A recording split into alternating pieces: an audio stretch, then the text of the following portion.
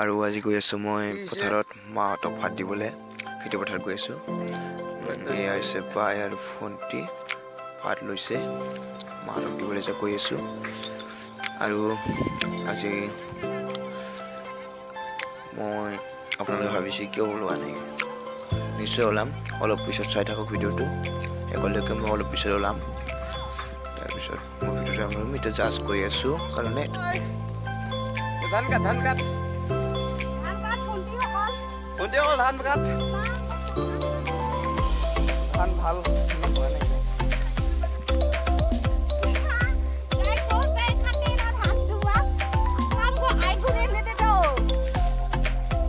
ঘৰ বনাইছে ৰে।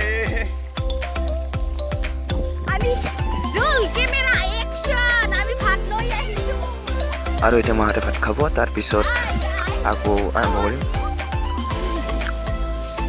আৰু এতিয়া ভাত খোৱা হ'ল, এতিয়া মই ওলালোঁ আৰু এতিয়া মই ভিডিঅ'টো আৰম্ভ কৰোঁ। Welcome back to my channel. আৰু আপোনালোকে চাইছে মোৰ ইউটিউব চেনেল অৰিজিনেল। আৰু আজি মই খেতি পথাৰত আছোঁ, এয়া চাওক। আৰু লগতে আছে খুৰা খুৰী, মা, বাইদেউ, দুটাকে ভণ্টি আছে। সকলোৰে ধান কেনেকৈ কাটে দেখাম আৰু মই কেনেকৈ কাটোঁ আপোনালোকে চাব। মানে আমাৰ ঘৰৰ পৰিয়ালসমূহ আছে সকলোৱে। আজি সকলোৱে আমি খেতি পথাৰত লাগি আছোঁ আৰু আপোনালোকৰ লগত এটা ব্লগ ভিডিঅ' দিলোঁ, চাই থাকক শেষলৈকে, বৰ ভাল লাগিব। আৰু এয়া হৈছে আমাৰ ভণ্টি, সৰু ভণ্টি, খুব ভাল পায় তাই থাকি খেতি পথাৰত।